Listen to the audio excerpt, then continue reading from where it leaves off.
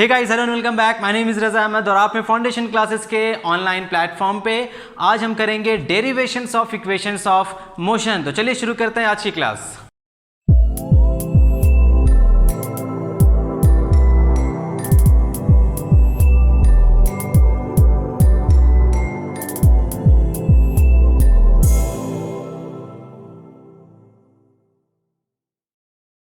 तो बच्चों, ये सारे इक्वेशंस ऑफ मोशन है। देखो बच्चों, हमारे पास 3 इक्वेशंस ऑफ मोशन है जिसे हम न्यूटन्स इक्वेशंस ऑफ मोशन भी कहते हैं। ठीक है, पहला इक्वेशन ऑफ मोशन है v equals to u plus a t. Second equation of motion है s equals to u t plus half a t square. और थर्ड इक्वेशन ऑफ मोशन है v square equals to u square plus 2 into a into s. तो ये 3 equation of motions का हम आज derivation देखने वाले हैं और आज हम ग्राफिकल मेथड्स नहीं देखेंगे। ठीक है, ग्राफिकल मेथड्स के लिए मैं आज एक सेपरेट लेक्चर बनाऊंगा। उससे पहले हमें ग्राफ्स को समझना पड़ेगा।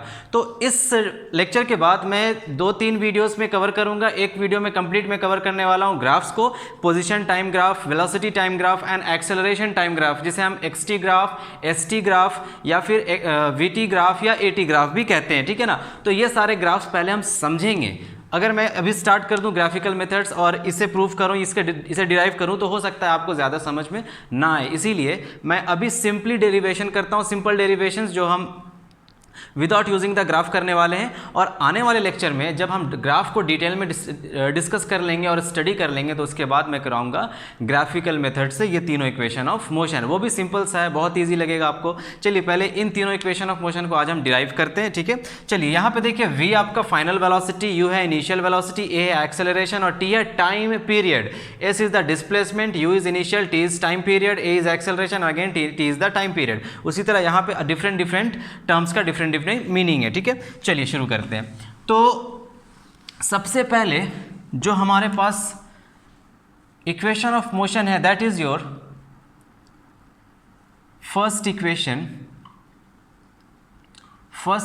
Of motion.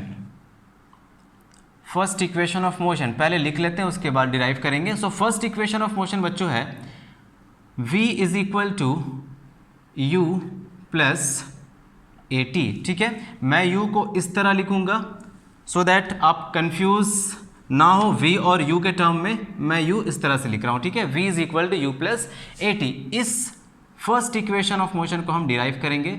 डिराइव करने से पहले हम डिफरेंट टर्म्स का लैंग्वेज में लिख लेते हैं। डिफरेंट टर्म्स का मीनिंग क्या है, देखिए आप लैंग्वेज में खुद से लिख सकते हो, बस आप समझो। Suppose I have an object and this particular object is travelling, is moving on a straight line. ये स्ट्रेट लाइन में मूव कर रहा है। ठीक है, यहाँ तक ये मूव करता है, ये पोजीशन A, ये पोजीशन B। ये ऑब्जेक्ट यहाँ से इनिशियल वेलोसिटी u से मूव किया। ठीक है, और ये यूनिफॉर्मली एक्सेलरेट करता जा रहा है अपना वेलोसिटी, मतलब अपना वेलोसिटी को यूनिफॉर्म रेट से इंक्रीज करता जा रहा है। ठीक है, the velocity is increasing at a uniform rate. The velocity is increasing at a uniform rate। that means velocity जब यूनिफॉर्म रेट से बढ़ता है बच्चों, तो इससे ही हम क्या कहते हैं, एक्सेलरेटेड मोशन कहते हैं ना, एक्सेलरेटेड मोशन।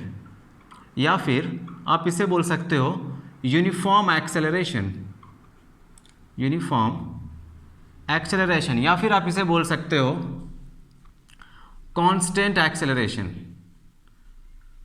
Constant acceleration. मैं लास्ट में आपको कंडीशन भी बताऊंगा, हम ये तीनों इक्वेशन ऑफ मोशन किस कंडीशन के अंदर यूज करते हैं। तो पहले समझिए, एक ऑब्जेक्ट A से शुरू करता है अपना journey with an initial velocity of u, और कैसे ये ट्रेवल कर रहा है, किस तरह मूव कर रहा है, वेलोसिटी इंक्रीज कर रहा है इसका यूनिफॉर्म रेट से, मतलब ये अपना वेलोसिटी इंक्रीज करता जा रहा है यूनिफॉर्म रेट से। और टाइम t सेकेंड्स के बाद, टाइम पीरियड t सेकेंड्स के बाद ये अपना वेलोसिटी इंक्रीज करके कर लिया v, मतलब t सेकेंड्स के बाद इसका वेलोसिटी हुआ v। और t सेकेंड्स के बाद इसका जो डिस्प्लेसमेंट हुआ बच्चों, वो हुआ s। इसने डिस्प्लेसमेंट कवर किया s। ठीक है, अब यहाँ डिफरेंट टर्म्स का पहले मतलब समझेंगे, उसके बाद हम इसको डिराइव करेंगे अच्छे से। पहले मतलब समझो क्या क्या डिफरेंट। देखो बहुत लोग बोलते हैं T is a time, T is not time, T is the time period. Time और टाइम पीरियड दोनों डिफरेंट चीज है, ठीक है। टाइम पीरियड का मतलब होता है जब तक बॉडी में एक्सेलरेशन हो रहा है, जब तक बॉडी एक्सेलरेट किया तब तक का टाइम हम सिर्फ कंसीडर करेंगे बच्चों, पूरा का पूरा टाइम कंसीडर नहीं करना है, कंसीडर वही करना है time period of acceleration. T is the time period of acceleration, लिखते चले जाओगे। बहुत छोटी छोटी बातें हैं जो आपको नहीं बताया जाता है और इसीलिए बच्चों का कंसेप्ट अच्छा नहीं बन पाता है आगे जा करके। मान लो आप आगे जा करके IITs के लिए प्रिपेयर कर रहे हो, आपको पता ही नहीं ये टाइम है या टाइम पीरियड है, तो आप कैसे बना पाओगे क्वेश्चंस? नहीं हो पाता। इसीलिए मैं यहाँ बहुत ही सिंपल बातें आपको बताऊंगा, बहुत ही छोटी छोटी बातें बताऊंगा जो आपको नहीं पता होने के कारण आपको क्वेश्चंस नहीं बन पाता होगा, ठीक है। तो वैसी बातें मैं आपको बताऊंगा जो जनरली बहुत लोग इग्नोर करते हैं इस चीज को। तो this is not time, this is the time period, this is the time period of acceleration. मतलब टाइम पीरियड ऑफ एक्सेलरेशन का मतलब है जब तक एक्सेलरेट हुआ है बॉडी तब तक का टाइम पीरियड, ठीक है। मान लो मेरे से बोला जाए बॉडी 10 सेकंड तक चला, यहां से यहां तक बॉडी 10 सेकंड तक चला, बट बॉडी के ऊपर जो एक्सेलरेशन लगा वो सिर्फ 6 सेकंड्स तक ही लगा, ठीक है। मतलब 6 सेकंड तक बॉडी एक्सेलरेट किया और आगे जा करके बॉडी एक्सेलरेट करना बंद कर दिया। तो आपसे पूछा जाए find the displacement in 10 seconds, तो डिस्प्लेसमेंट 10 सेकंड्स में निकालना है, बट टाइम जब तक एक्सेलरेशन हुआ है उस बॉडी में, मतलब जब तक फोर्स लगा है उस बॉडी में, जब तक बॉडी एक्सेलरेट किया है, कब तक एक्सेलरेट किया है? तो 6 सेकंड तक एक्सेलरेट किया है। यही मतलब होता है बच्चों टाइम पीरियड ऑफ एक्सेलरेशन, जब तक बॉडी में एक्सेलरेशन हुआ तब तक का टाइम। फर्क नहीं पड़ता 10 सेकंड 20 सेकंड से फर्क नहीं पड़ता, आपको यह देखना है एक्सेलरेशन कब तक हुआ है इस बॉडी में, ठीक है। तो ये मतलब होता है टाइम पीरियड का, ठीक है। चलिए, तो यहां पे डिफरेंट टर्म्स का मीनिंग है। u is your initial velocity, लिख लेना। Late us suppose that u is your initial velocity, initial velocity, v is our final velocity, t is the time period of acceleration, time period of acceleration। अब तो मतलब समझ आ गया होगा time period का, okay. And s, अच्छा s में ही बहुत लोगों को कन्फ्यूजन होता है। s क्या है? डिस्टेंस है या डिस्प्लेसमेंट है? बच्चों s is not your distance. मैं एक बुक स्टडी कर रहा था 1 वीक बिफोर, तो मैंने भी वहाँ पे उस बुक में एक मेजर मिस्टेक ये देखा कि s को उन्होंने डिस्टेंस लेकर के इससे प्रूफ किया है, सेकेंड इक्वेशन ऑफ मोशन को। तो बहुत सारे बुक्स में आपको ऐसे मिलेंगे, ठीक है, बट आपको समझना है यहाँ पे छोटी छोटी बातों को। s is not your distance, s is your displacement. ये क्यों होता है मैं अभी प्रूफ कर दूंगा आपको ये क्यों होता है, और यहाँ पे यही सब बात आप नहीं समझते हो इसीलिए आपका कंसेप्ट नहीं बन पाता। चलिए देखिए, s इज योर डिस्प्लेसमेंट, और t तो हो ही गया, टाइम पीरियड है। चलिए देखिए, अब हम क्या करेंगे, अगर ये बॉडी u से v गया, मतलब अगर इस बॉडी का वेलोसिटी u से v हुआ कितने सेकंड्स में? t सेकंड्स में। तो वेलोसिटी कुछ चेंज हो रहा है, दिख रहा है आपको, क्योंकि ये वेलोसिटी इंक्रीज कर रहा है यूनिफॉर्म रेट से। तो इस पूरे मोशन में एक्सेलरेशन भी होगा या नहीं? एक्सेलरेशन होगा ही, और पॉजिटिव एक्सेलरेशन होगा, बिकॉज हम मान रहे हैं यहाँ से u से v हमारा वेलोसिटी बढ़ रहा है यूनिफॉर्म रेट से, ठीक है ना। तो चलिए प्रूफ करते हैं। तो बच्चों अगर यहाँ पे एक्सेलरेशन हो रहा है तो according to the formula, according to the definition, हमारे पास एक्सेलरेशन का फॉर्मूला क्या है? Change in velocity that is v minus u upon time. यही तो है, एक्सेलरेशन होता क्या है? Change in velocity upon time, v minus u upon time. Now from here can I write it as at is equal to v minus u, लिख सकते हैं। यहाँ से आप लिख सकते हो at प्लस u is equal to v। इसे अरेंज करेंगे तो ये आ जाएगा v is equal to u plus at, और यही आपका बच्चों फर्स्ट इक्वेशन ऑफ मोशन है। इसे इक्वेशन नंबर 1 हम मान लेते हैं, ठीक है। This is your first equation of motion जो हमें डिराइव करना था, v is equal to u plus at। देखो कितना सिंपल था। एक बार और टर्म्स को एक बार और समझ लेते हैं। देखिए, we have final velocity of an object, u is the initial velocity of an object, a is the acceleration, और ये एक्सेलरेशन कैसा एक्सेलरेशन है? This is constant acceleration, this acceleration is constant, this acceleration is uniform, this acceleration is this should be uniformly accelerated motion, clear है। तो ये equation of motion is only valid under uniformly accelerated motion, under uniform acceleration और under constant acceleration. बच्चों यहाँ बात को समझो, हम जो पढ़ रहे हैं ना ये कांस्टेंट एक्सेलरेशन के अंदर ये तीनों इक्वेशंस ऑफ मोशन वैलिड हैं। नॉन यूनिफॉर्म एक्सेलरेशन में इक्वेशंस ऑफ मोशन क्या हो जाता है, तो ये आप डिटेल में स्टडी करोगे क्लास 11th में काइनेमेटिक्स के अंदर, और मैं वहां आपको बताऊंगा किस तरह हम नॉन यूनिफॉर्म एक्सेलरेशन की इक्वेशंस ऑफ मोशंस को निकालते हैं। ठीक है, चलिए तो आगे बढ़े। चलिए सेकंड इक्वेशन ऑफ मोशन देखते हैं। ठीक है, तो बातों को समझो, सिर्फ इक्वेशन ऑफ मोशन डिराइव करने से बात नहीं बनेगा, बातों को समझते हुए करेंगे। चलिए तो दूसरा है हमारा सेकंड इक्वेशन ऑफ मोशन। मजा आ रहा है? बिल्कुल। चलो सेकंड इक्वेशन ऑफ मोशन, तो बच्चों हमारा सेकेंड इक्वेशन ऑफ मोशन कहता है S is equal to u t plus half a t square, this is u। Okay, second equation of motion है S equals to u t plus half a t square, और यहाँ S का मतलब है displacement, यहाँ distance नहीं है बच्चों, ठीक है, समझोगे। This is your displacement, not distance, ये डिस्टेंस नहीं है, डिस्प्लेसमेंट है। देखिए डिस्प्लेसमेंट कितना हो रहा है, A से लेकर B तक डिस्प्लेसमेंट हो रहा है, ठीक है, कितने टाइम पीरियड के लिए, टाइम पीरियड t सेकेंड्स के लिए। इस टाइम पीरियड में कितना एक्सेलरेशन है a, इनिशियल वेलोसिटी है u। क्लियर है, टर्म्स क्लियर हो गया। चलिए इसको डिराइव करते हैं। बच्चों मैंने एवरेज स्पीड और एवरेज वेलोसिटी जब डिस्कस किया था तो वहाँ मैंने आपको बताया था जब आपका वेलोसिटी यूनिफॉर्म रेट से इंक्रीज करे तो उस केस में हम किस तरह एवरेज वेलोसिटी निकालते हैं। अगर आपको याद हो तो, अगर भूल गए हो तो यहाँ देख लो। एवरेज वेलोसिटी बच्चों उस केस में हम निकालते हैं, एवरेज वेलोसिटी हम निकालते हैं u plus v divided by 2। देखो समझो, एवरेज वेलोसिटी का ऐसे तो फॉर्मूला होता है total displacement upon total time, but अगर आप देखो ध्यान से, अगर आपका वेलोसिटी यूनिफॉर्म रेट से चेंज कर रहा हो, आपके पास इनिशियल वेलोसिटी भी है, आपके पास फाइनल वेलोसिटी भी है, और ये वेलोसिटी यूनिफॉर्म रेट से बढ़ रहा है। देखो हमने कंसीडर किया है velocity is increasing at a uniform rate, मतलब यूनिफॉर्मली एक्सेलरेटेड मोशन है ये। हम सिर्फ और सिर्फ यूनिफॉर्मली एक्सेलरेटेड मोशन ही डिस्कस कर रहे हैं। मैं बार बार इस बात को इसीलिए बता रहा हूँ ताकि आपके दिमाग में ये बैठ जाए कि हम डिस्कस कर रहे हैं यूनिफॉर्मली एक्सेलरेटेड मोशन के अंडर इस कंडीशन को, इस तीनों इक्वेशंस ऑफ मोशन को, और ये तीनों इक्वेशंस ऑफ मोशन वैलिड है only for uniformly accelerated motion. चलो तो for uniformly accelerated motion average velocity का फॉर्मूला होता है u plus v divided by 2। ठीक है, डायरेक्टली आप निकाल सकते हो फॉर्मूला। ऐसे total displacement by total time से भी आपका आंसर आ जाएगा। अगर टोटल डिस्प्लेसमेंट गिवन है और टोटल टाइम गिवन है तब भी आप आंसर निकाल सकते हो, बट शॉर्टकट याद रखना हमेशा, मैंने बताया। और एवरेज वेलोसिटी और एवरेज स्पीड का लेक्चर में मैंने आपको शॉर्टकट भी बताया किस तरह आप कॉम्पिटिटिव लेवल के एग्जामिनेशन के क्वेश्चंस को सॉल्व कर सकते हो। चलो आगे बढ़ते। तो बच्चों हमें यहाँ पे रिलेशन दिख रहा है, डिस्प्लेसमेंट का रिलेशन है, ठीक है। तो आप ध्यान से देखो और बताओ डिस्प्लेसमेंट यहाँ कितना हो रहा है, ए से B displacement S.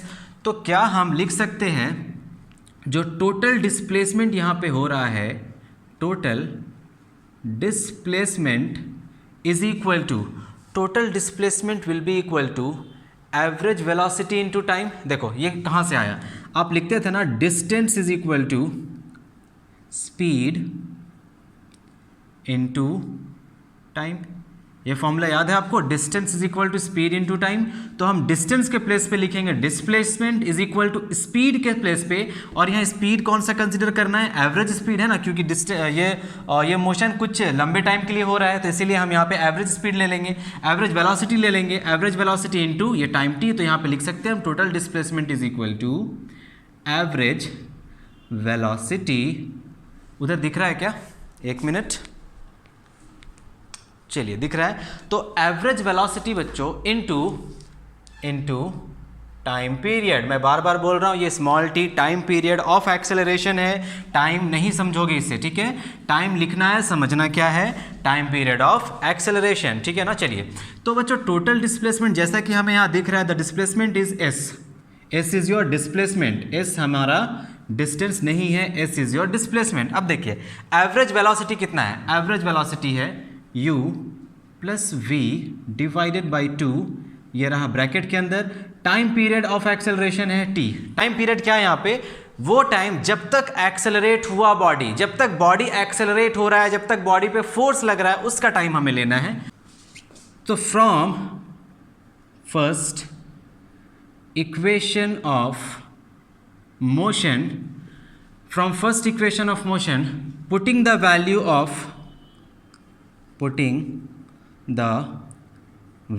Of v का वैल्यू हम फर्स्ट इक्वेशन ऑफ मोशन से यूज करके उसमें पुट करते हैं, ठीक है। तो ये आ जाएगा s is equal to u plus v, देखो बच्चों कितना है, v is equal to u plus a t, v is equal to you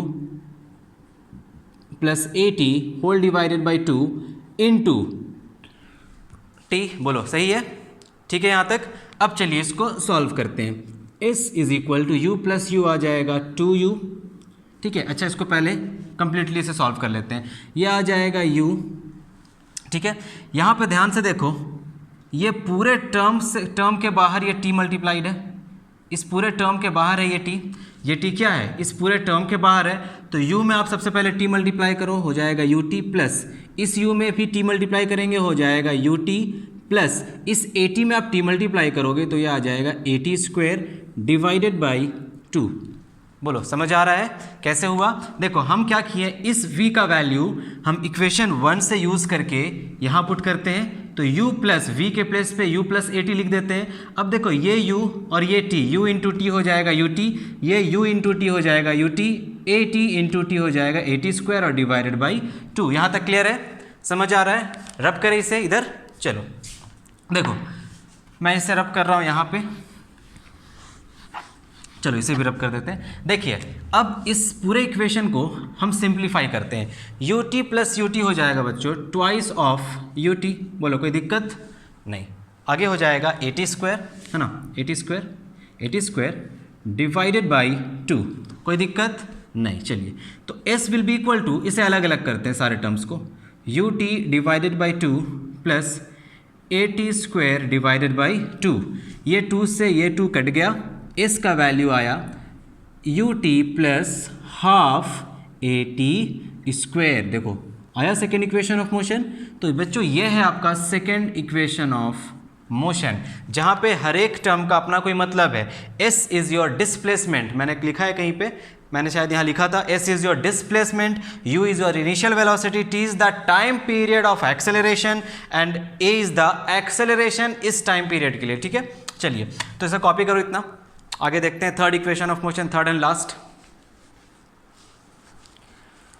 चलो हो गया, ओके चलो देखते हैं third equation of motion. Third equation of motion तो रब करें, कहाँ रब करें, कहाँ रब करें, इसे ही रब करते हैं। चलो तो पहला इक्वेशन ऑफ मोशन हमने डिराइव किया, v is equal to u plus a t, ये था हमारा first equation of motion. Second equation of motion जो हमने डिराइव किया है वो है s is equal to u t plus half a t square, यही है ना। अब हम करेंगे थर्ड इक्वेशन ऑफ मोशन। तो थर्ड इक्वेशन ऑफ मोशन को डिराइव करने के लिए क्या क्या चाहिए हमें, देखिए थर्ड इक्वेशन ऑफ मोशन। तो हमने जो इक्वेशन यूज़ किया था सेकेंड इक्वेशन ऑफ मोशन में, क्या इक्वेशन यूज़ किया था हमने यूज़ किया था डिस्प्लेसमेंट या total displacement. Total displacement is equal to average velocity into time period of acceleration. Now बच्चों average velocity, sorry total displacement क्या है यहाँ पे, टोटल डिस्प्लेसमेंट है s, है ना। एवरेज वेलोसिटी है v प्लस यू या v plus v divided by 2 into the time period t। चलिए देखिए इसमें हम क्या चेंजेस करेंगे, इससे पहले वाली इक्वेशन में हमने v को सब्स्टिट्यूट किया था फर्स्ट इक्वेशन से, ठीक है।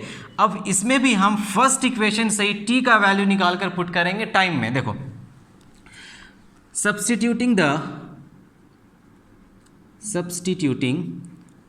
The value of t from equation 1, from the first equation हम t का वैल्यू निकालकर सब्स्टिट्यूट करते हैं। तो फ्रॉम इक्वेशन 1 हमारे पास क्या है, हमारे पास है v is equal to u plus a t, t का वैल्यू यहाँ से निकालते हैं, v minus u equals to AT, that means V minus u divided by A equals to T। बोलो आ गया। देखो T का वैल्यू है ये, है ना। Now putting the value of T, putting the value of T, let us put the value of T over here. Now S is equal to what is there? This is U plus V divided by 2 into T. Now S is equal to U plus V divided by 2 into T का value देखो बच्चों, T का value कहाँ है? T का value है V minus u by a, तो V minus u divided by a. अब ध्यान से देखो, can you write S is equal to, देखो ऊपर में V प्लस यू, ऊपर में है V माइनस यू। अच्छा इस टर्म को हम लिख सकते हैं इस तरह से, V प्लस यू करके, U प्लस V लिखो या V प्लस U लिखो, कोई प्रॉब्लम तो नहीं है ना। तो V plus u, V minus u, याद करो A माइनस बी का A minus B whole into A plus B क्या होता था? A minus B whole into A plus B क्या होता था? ये होता था A square minus B square. याद आया? तो यहाँ पे भी हम यूज़ करेंगे V square minus u square divided by 2 into A is 2A। समझ आया ना ये कहाँ से आया? This is A plus b whole into A minus b, A plus b whole into A minus b आ जाएगा A square minus B square. तो नाउ S इंटू 2S हो जाएगा 2AS is equal to V square minus u square. यहाँ से आपका value आ जाएगा 2AS is equal to 2AS plus u square is equal to V square, that is your V square is equal to u square plus twice of A into S, और ये है आपका third equation of motion. Copy करो, हो गया। आइए सारे equations of motion को हम एक जगह लिख लेते हैं। तो थर्ड इक्वेशन ऑफ मोशन क्या है? थर्ड इक्वेशन ऑफ मोशन है V square equals to u square plus twice of A into s. चलिए तो फर्स्ट इक्वेशन ऑफ मोशन है बच्चों V is equal to u plus a t. V is equal to u plus a t कहाँ से आया? Acceleration के फॉर्मूले से डायरेक्टली आ गया। सेकेंड इक्वेशन ऑफ मोशन है S is equal to u t plus half a t square. कहाँ से आया? तो हमने लिया था total displacement is equal to average velocity into the time period of acceleration. जब हम वहाँ पे उस इक्वेशन में जब हम u का वैल्यू पुट करते हैं तब हमारा ये इक्वेशन आता है, सेकेंड इक्वेशन ऑफ मोशन। और थर्ड इक्वेशन ऑफ मोशन के लिए भी हम सेकेंड का यूज करेंगे, total displacement is equal to average velocity into time. अब वहां पे टाइम का वैल्यू हम फर्स्ट इक्वेशन का निकाल करके थर्ड इक्वेशन में पुट करेंगे, तो फाइनली हमारा आएगा third equation of motion V square equals to u square plus twice of A into s. तो ये बच्चों है आपका, क्या है आपका? This are the Newton's three equations of motion. Newton's first equation of motion, Newton's second equation of motion and Newton's third equation of motion. और इन सब में, इन सारे इक्वेशन ऑफ मोशन में आपको याद रखना है इसका वैलिडिटी कब वैलिड है? Only valid under uniform acceleration. Only valid under uniform acceleration मतलब कांस्टेंट एक्सेलरेशन, मतलब यूनिफॉर्मली एक्सेलरेटेड मोशन में सिर्फ और सिर्फ ये वैलिड है। यहाँ A का मतलब है ये सारा एक्सेलरेशन यूनिफॉर्म है, क्लियर है। और T है आपका टाइम पीरियड ऑफ एक्सेलरेशन। तो कॉपी करेंगे इतना, आगे मैं आपको बताऊंगा। वहाँ S क्या है? डिस्प्लेसमेंट है या डिस्टेंस है? उसका प्रूफ देखो इसका आज मैं प्रूफ कर दूंगा। वो डिस्टेंस नहीं है, डिस्प्लेसमेंट है। चलिए हो गया, ओके रब करें, ठीक है। देखो चलिए, तो हमारे पास सेकेंड इक्वेशन मोशन है S equals to u t plus half a t square. अब जिनको लगता है S डिस्टेंस है, डिस्प्लेसमेंट नहीं है, तो उनके लिए है ये प्रूफ देख लो। और स्कूल में जाकर अपने फ्रेंड से, अपने टीचर से पूछना ये क्या है, डिस्टेंस है या डिस्प्लेसमेंट है, और उनसे एक प्रूफ मांगना, बताइए आप ये डिस्टेंस होगा या डिस्प्लेसमेंट होगा। अगर आपके टीचर ने कहा कि नहीं ये डिस्प्लेसमेंट होगा, तो क्वेश्चन करो क्यों डिस्प्लेसमेंट क्यों नहीं होगा, या फिर क्वेश्चन करो क्यों डिस्टेंस क्यों नहीं होगा। तो आज मैं आपको देने वाला हूँ प्रूफ। S हमारा डिस्प्लेसमेंट है, क्यों होगा ऐसा? देखो हम मान लेते हैं, let us suppose that our initial velocity is 0, मतलब बॉडी रेस्ट से चलना शुरू करती है, u हमारा 0 है, और हम ले लेते हैं टाइम 2 सेकेंड्स है, और एक्सेलरेशन है, मतलब बॉडी 2 सेकेंड के लिए एक्सेलरेट किया -10 मीटर पर सेकेंड स्क्वायर, मतलब रिटार्ड किया, बॉडी रुक मतलब बॉडी अपना स्पीड घटा रहा है। देखो स्पीड बॉडी एक्सेलरेट करता है दो तरीके से। एक तो स्पीड यूनिफॉर्म रेट से बढ़ाने के लिए एक्सेलरेट करेगा, या तो स्पीड अगर यूनिफॉर्म रेट से घटाता है तो भी हम कहेंगे बॉडी एक्सेलरेट कर रहा है। एक में नेगेटिव एक्सेलरेशन और एक में पॉजिटिव एक्सेलरेशन, ठीक है ना। चलिए, और यहाँ ध्यान रखना है दैट ए हमारा कांस्टेंट है, ए हमारा कांस्टेंट है। चलो, तो अगर मैं आपको बोलूँ यहाँ से डिस्प्लेसमेंट निकालो इस डेटा से, तो आप क्या करोगे, s is equal to u t plus half a t square, सारा वैल्यूज पुट करेंगे। s is equal to u है आपका 0 इंटू टाइम कितना है 2 seconds plus half into acceleration कितना -10 और टाइम कितना, देखिए टाइम है आपके पास 2 seconds square. Now s will be equal to 0 into 2 हो गया 0 प्लस 2 5 10, देखो माइनस प्लस आ जाएगा -5 इंटू 4, -5 इंटू 4 ये आ जाएगा 0 -20, तो s का वैल्यू क्या आ रहा है -20 मीटर्स। बच्चों क्या डिस्टेंस कभी भी नेगेटिव हो सकता है? मैंने पढ़ाया है ना, distance can never be negative. आ क्या रहा, नेगेटिव आ रहा है, तो मतलब s हमारा डिस्टेंस कभी नहीं हो सकता।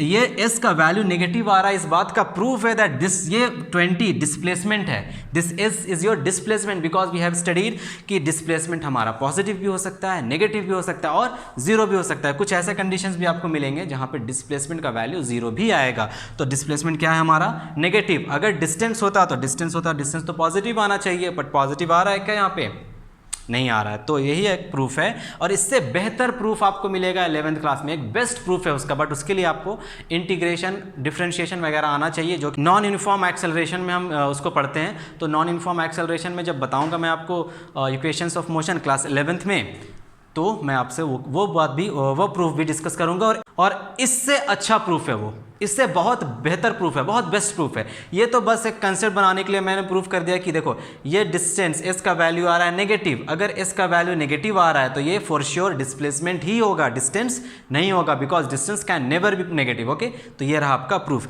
तो बच्चों इसी तरह पढ़ाई करते रहेंगे, और ये था आपका derivation of equations of motion. आज मैं आपको कोई क्वेश्चंस नहीं करा रहा हूँ इक्वेशंस ऑफ मोशन से रिलेटेड, बिकॉज हम क्वेश्चंस करेंगे। क्वेश्चंस के लिए मुझे पूरा का पूरा एक कंप्लीट लेक्चर बनाना पड़ेगा, जिसमें मैं डिफरेंट टाइप्स के क्वेश्चंस उठाऊंगा, और मैं पूरा कंसेप्ट बताऊंगा, पूरा का पूरा ट्रिक बताऊंगा, तरीका बताऊंगा, बेस्ट स्ट्रैटेजी बताऊंगा किस तरह आप इक्वेशंस ऑफ मोशंस वाले क्वेश्चंस को डील कर सकते हो। तो आज के लिए इतना ही रहने देते हैं। नेक्स्ट लेक्चर में हम करेंगे graphs related to position time, acceleration time as well as velocity time. तो velocity time graph, acceleration time graph और पोजीशन टाइम ग्राफ हम देखने वाले हैं, और ग्राफ से क्वेश्चंस बहुत ज़्यादा पूछे जाते हैं कॉम्पिटिटिव एग्जामिनेशंस में, तो कंपटीशन के लिए बहुत इंपॉर्टेंट है ये ग्राफ्स। तो उसको हम एक लेक्चर में कंप्लीट करेंगे, फिर आने वाले फर्दर लेक्चर में हम देखेंगे derivation of this equations of motion using graph. इसी इक्वेशंस ऑफ मोशन को हम ग्राफ की मदद से डिराइव करेंगे। तब तक के लिए पढ़ते रहो। All the very best.